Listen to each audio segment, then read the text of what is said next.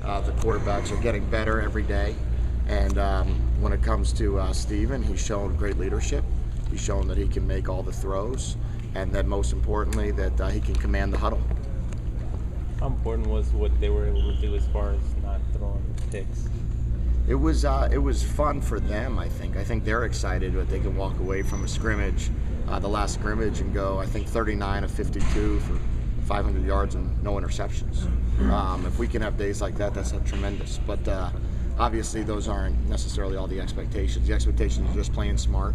And I think their confidence has grown with the more knowledge that they have of the offense and what we're trying to get done. Ted, can you talk about Streeter? It seems like he's had, from what we see, a really good camp. Yeah, I think the wide receivers have all had a really good camp. I'm excited to watch them perform when it comes to game time.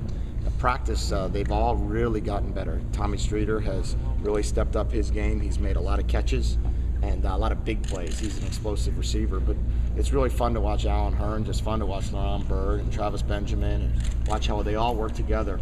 And the young guys too. Philip Dorsett and Rayshon Scott has done a tremendous job.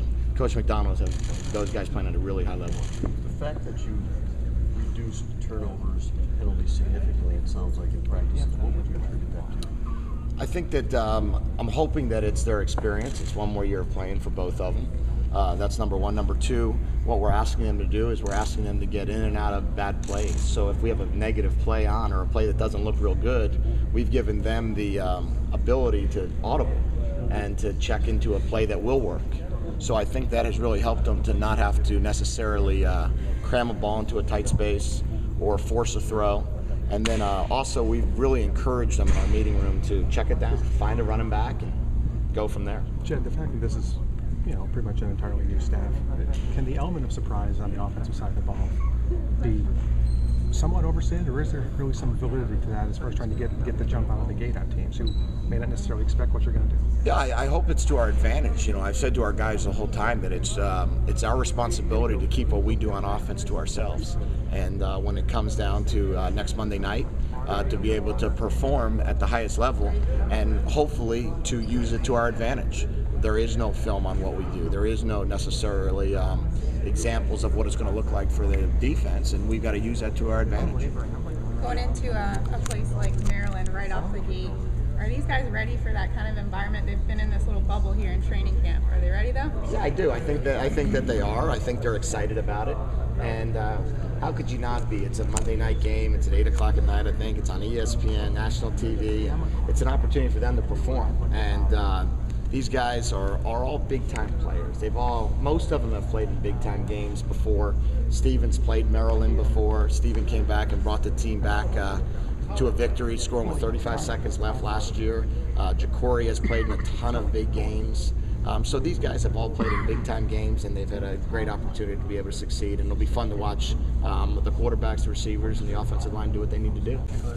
Yeah, well, first of all, it comes with knowledge. And the one thing that I'm really excited about, most excited about, is their knowledge of the game. And that the quarterbacks and the wide receivers, the whole group, the whole lot of them, the 4 quarterbacks, the 10 or so wide receivers, they all understand the game better. They understand that press coverage equals this, cover 2 equals this, and these are the things that we need to take advantage of. So our ability to audible, our ability to get them in better position is really a credit to how hard that the players have worked and as good of a job that Coach McDonald has done to get the receivers ready to go. On the quarterback, what does that final decision come down to?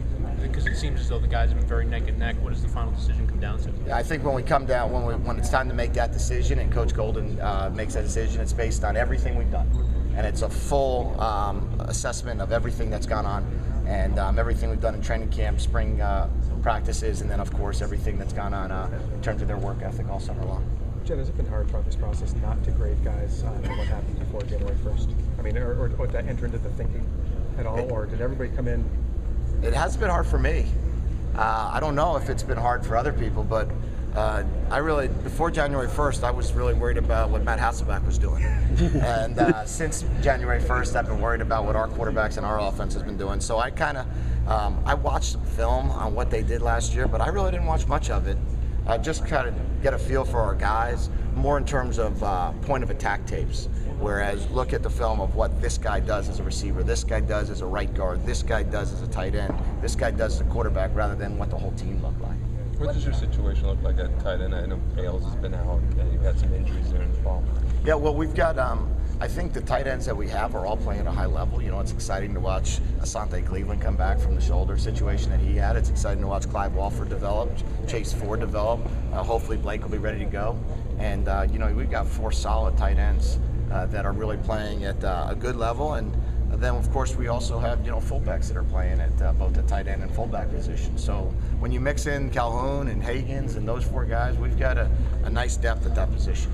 We played with really high energy during camp. There was a lot of excitement. A lot of that has to do with the newness and of the freshness of the staff, the newness of the system, and that guys are kind of going out there and having fun.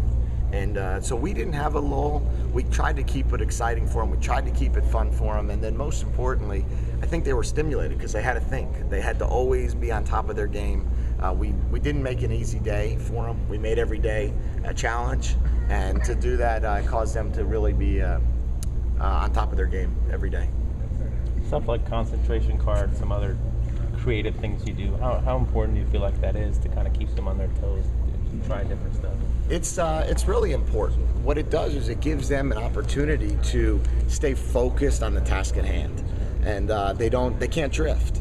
They have to know what we're expecting of them. We give them really direction on what they need to focus on each day, and then when they can focus on that, it really helped them hone in. Instead of thinking about everything, think about the few things we asked them to do.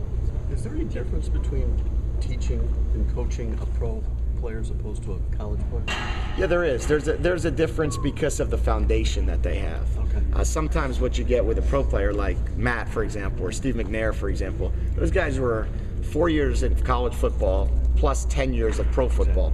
So they might have had 4 different coordinators, 3 different coordinators. In Matt's situation, he had 3 different head coaches. He played for Holmgren, he played for Jim Mora, he played for Greg Knapp as a coordinator. So they have a they have a different foundation.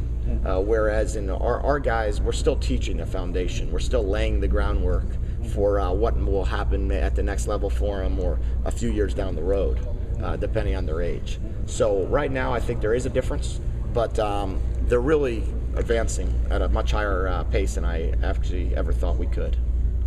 And how much has the NCAA situation affected the quarterbacks, their spirits, just what's been going on in your decision as to who's going to start? It hasn't affected them at all. They have been outstanding. Our group has been great. We've gone out every single day, have had a blast.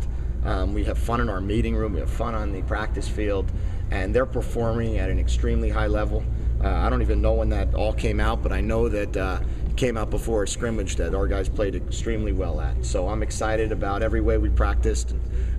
Whatever happens with that, but we don't talk about that. We just talk about what we can do on offense to get better.